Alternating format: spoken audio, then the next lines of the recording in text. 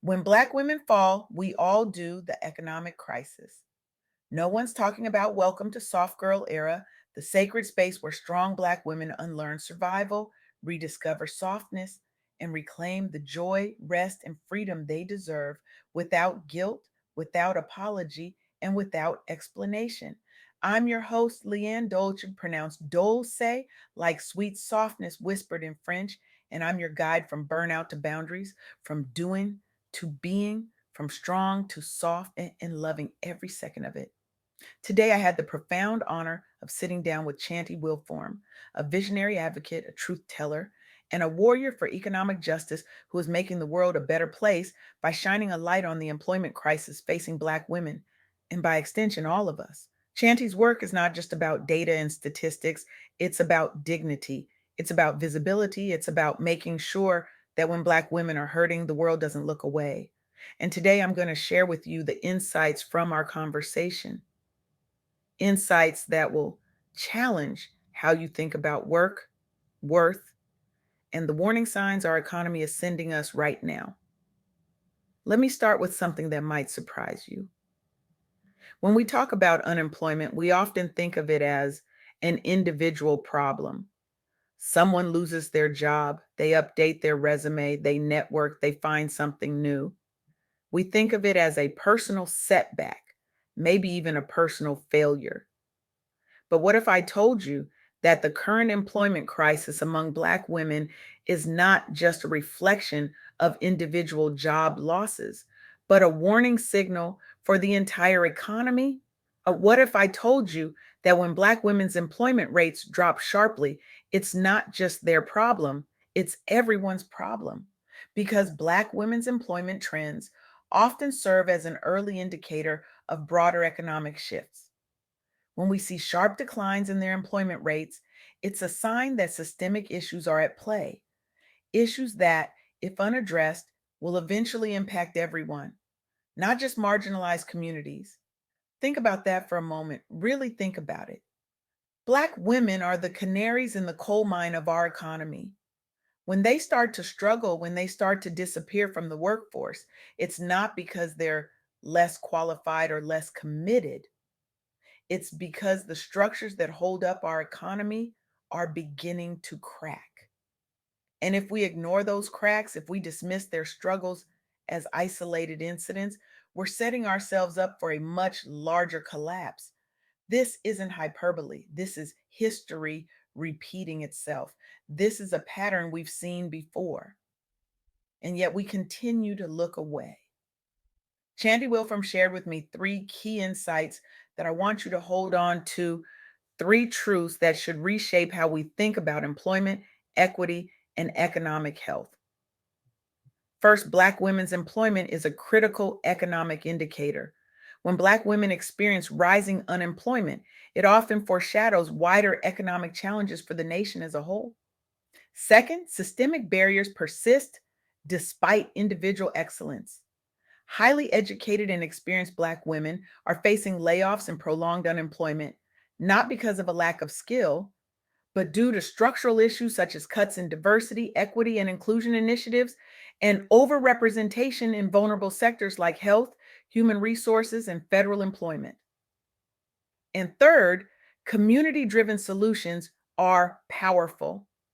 Grassroots efforts like job fairs, created for and by Black women, demonstrate the resilience and resourcefulness of our community, providing hope and practical support during times of crisis.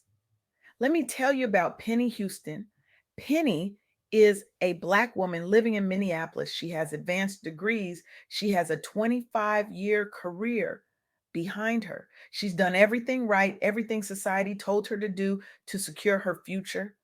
She climbed the ladder, she checked every box, she earned her seat at the table, and then she was laid off. And for over a year, she struggled to find work. Despite her qualifications, despite her experience, despite her excellence, Penny faced prolonged unemployment. She had to sell personal assets just to make ends meet. Can you imagine that? Can you imagine building a life, building a career, doing everything you were supposed to do, and then having to dismantle it piece by piece just to survive? Can you imagine the shame, the confusion, the betrayal of realizing that your excellence was never enough to protect you? But here's where the story shifts.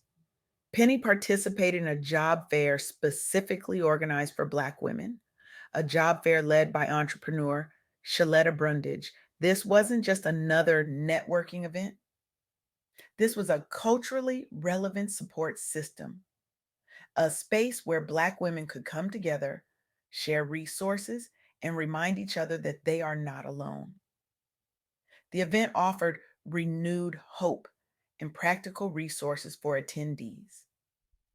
It underscored the importance of community driven solutions and raised awareness about the unique employment challenges Black women face.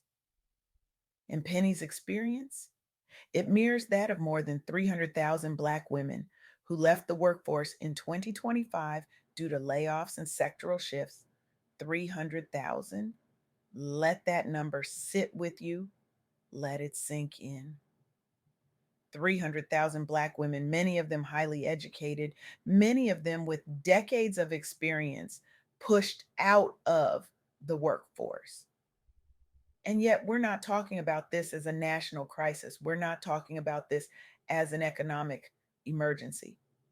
Why? Because when Black women hurt, the world has been conditioned to look away because their pain has been normalized, because their struggle has been made invisible, because we've been taught to believe that if they just worked harder, if they just tried more, if they just hustled better, they'd be fine. But that's a lie. And it's a dangerous lie. But Chantey Wilform is not looking away, and neither should we, because the data tells a story that we cannot afford to ignore. When we dig into the Bureau of Labor Statistics data, we see that the largest job losses for women in 2025 occurred in professional and business services, a sector where Black women are heavily represented in roles like human resources and administrative support. These are not low skilled jobs. These are professional positions that require education, experience, and expertise. And yet, job cuts in these sectors disproportionately affected Black women due to occupational segregation and overconcentration in vulnerable positions. Black women have historically been overrepresented in service and support roles, making them more susceptible to sectoral downturns.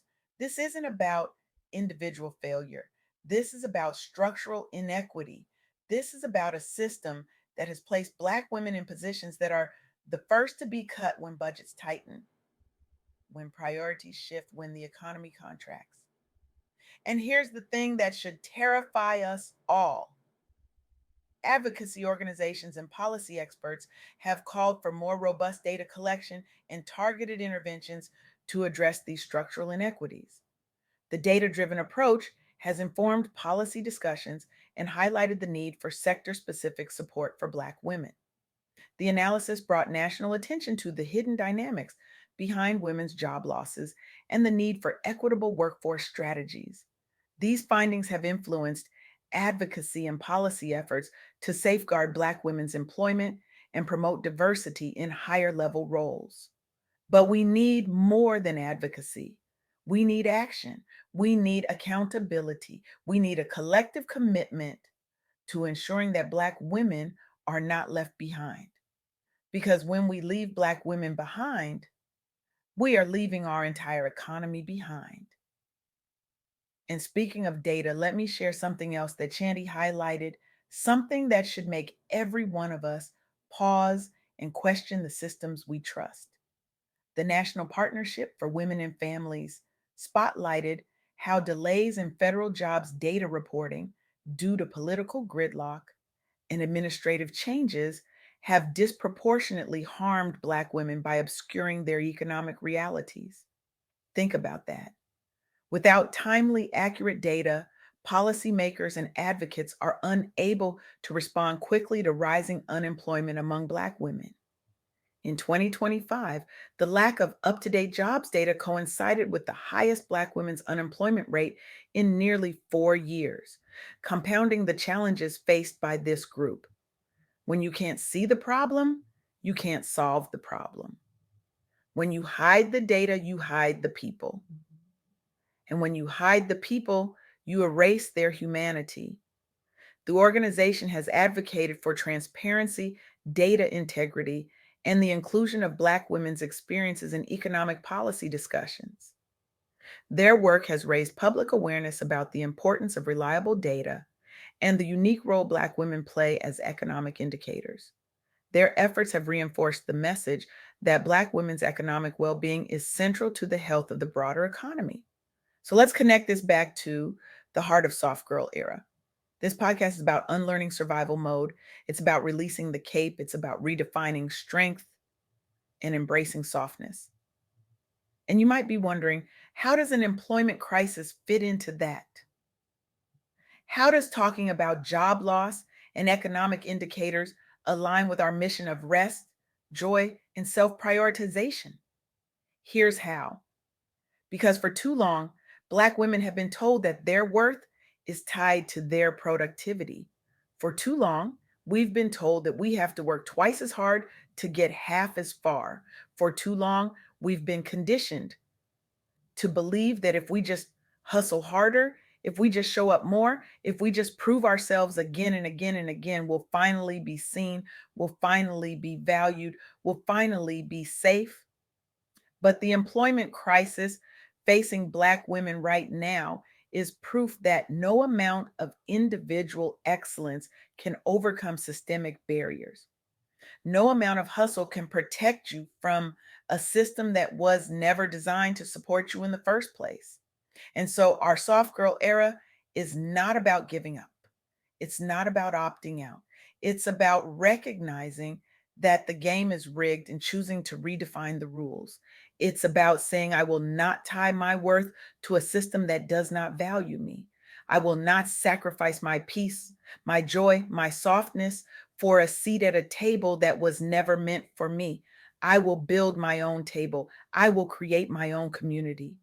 I will protect my own peace, and I will do it without guilt, without apology, and without explanation, because I deserve rest, because I deserve joy, because I deserve softness, not because I earned it through suffering, but because I am human. Chantey Wilform's work reminds us that when we advocate for Black women's economic well being, we're not just advocating for one group. We're advocating for the health of our entire community and economy. When Black women thrive, everyone thrives. When Black women are supported, everyone benefits. And when Black women are left behind, we all suffer the consequences. This is not charity. This is not a favor. This is survival. This is economic common sense. This is moral necessity. So here's what I need you to understand. This is not just a Black women's issue. This is an American issue. This is a global issue because when the most vulnerable among us are struggling, it means the foundation is cracking. And if we don't repair that foundation, if we don't address these systemic inequities, the entire structure will collapse. And when it does, it won't just be Black women who fall. We all will. Now, I want to speak directly to the sisters listening, the ones who are in the thick of it right now, the ones who are sending out resumes and hearing nothing back, the ones who are wondering if they'll ever find work again, the ones who are selling their belongings just to keep the lights on. I want you to hear this, really hear this. You are not alone. You are not forgotten. You are not invisible. Your struggle is real and it is valid and it is not your fault. The system failed you. The system failed us, but we have not failed each other, and we will not fail each other because we are building something new. We are building a community that sees you and that values you, that holds you up when the world tries to tear you down. And to everyone else listening, here's my challenge to you. How can you, in your sphere of influence, champion Black women's economic well being? Not just for their benefit, but for the health of our entire community and economy. Whether it's advocating for better workplace policies, supporting Black women owned businesses, amplifying their voices in policy discussions, or simply refusing to look away when they tell you they're struggling. Your actions matter. Your voice matters. Your choices matter. This is not about charity. This is about justice. This is about building an economy that works for everyone, not just the privileged few. The question is not whether you care. The question is what you're going to do about it. Are you going to keep scrolling past the headlines? Are you going to keep pretending that this doesn't affect you? Or are you going to recognize that when Black women fall, we all do? Are you going to stand up, speak up, and show up for the women who have been holding up this economy, this society, this world for far too long without the support they deserve? Because here's the truth: we don't have time to wait. We don't have time to hope that someone else will fix this. We don't have time to be polite or comfortable or convenient. We need action. We need accountability. We need change, and we need it now. Not tomorrow, not next year, now. This is our soft girl era. This is our sacred pause. This is our deep exhale from the Superwoman script. This is our quiet but powerful return to softness, rest, self trust, and radical joy. And we're doing it together. One episode, one boundary, one breath at a time. Thank you for being here. Thank you for listening. And thank you, Chantey Wilform, for your courage, your vision, and your unwavering commitment to making the world a better place. Now go. Go and be the change. Go and challenge the systems. Go and protect the sisters. Go and build the world we all deserve. Because when Black women rise, we all rise. And it's time we started acting like it.